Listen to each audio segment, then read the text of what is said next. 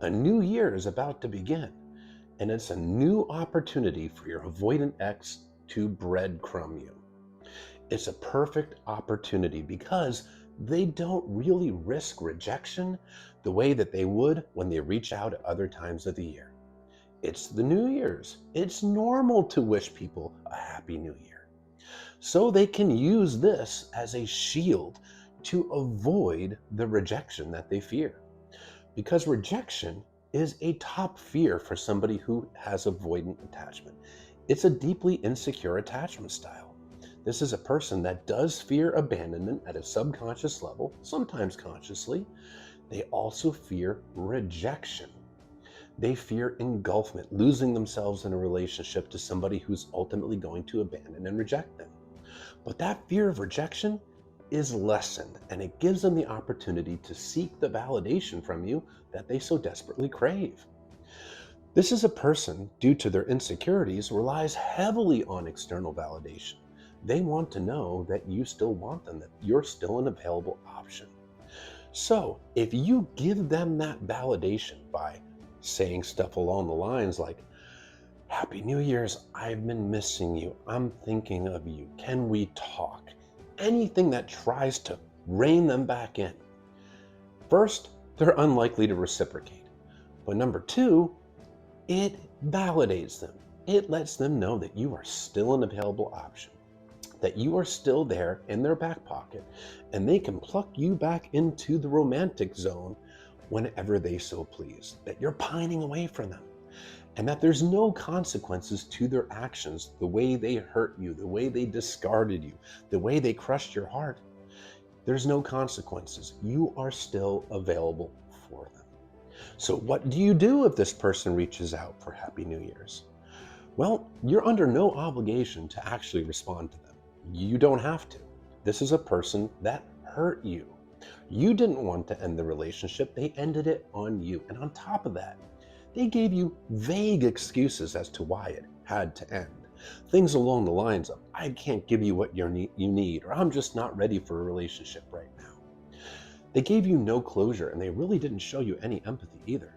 So you are under no obligation to even communicate with this person. But if you choose to, a simple reply of Happy New Year's, that's it, leave it at that, or you too, something along those kind of lines. Because you're being cordial, you're being kind, you're being civil, but you're not validating them. But if you jump through that extra hoop and you start trying to push a conversation or talk about feelings, or even worse, talk about rekindling the relationship, it gives them that validation that they so desperately crave.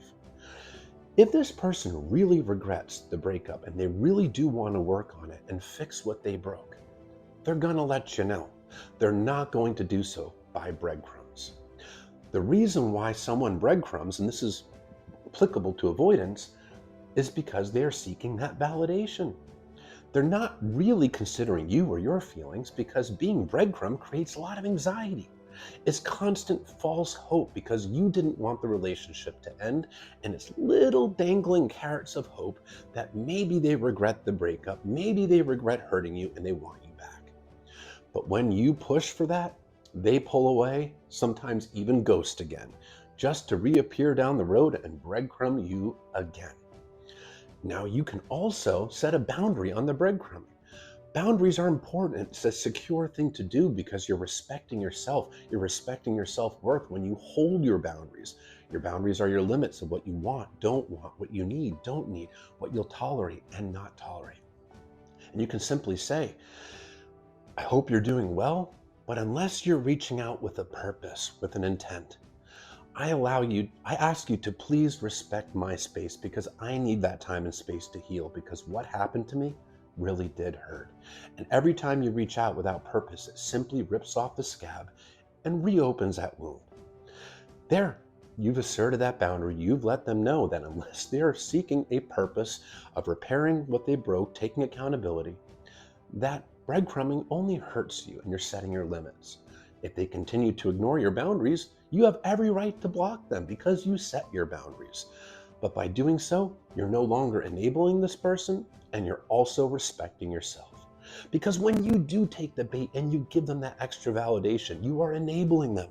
You're letting them know that it's okay to hurt you like that. It's okay to just end a relationship and give you no closure or empathy, and that you're always an available option. There is no incentive for them to work on themselves as long as they continue to get enabled. Now, on the flip side, it's also a really bad idea to reach out to the avoidant to wish them a Happy New Year's, because you'll be sending them the message that you are still thinking of them, you're still pining away, that you're still an available option. You are breaking no contact and enabling them just by reaching out for that Happy New Year's. If anything, your silence speaks volumes, because you're saying that you respect yourself. You're not going to chase. You're not going to beg. You're not going to try to convince somebody to love you. You recognize your own self-worth and that you are not an option. And when you're not reaching out for things like New Year's, they will take notice. It can be quite the wake-up call when they realize, oh, I could actually potentially truly lose this person forever. And sometimes that wake-up call is what they need to actually do work on themselves. But stay strong, stay in no contact. You can certainly be cordial if they reach out to you. But if you enable them and give them that extra validation and push for answers and push for a relationship to be rekindled, you're likely only shooting yourself in the foot. They're very unlikely to give you the response that you want, and you'll only be hurting yourself and enabling them. Stay strong. Don't bite those breadcrumbs.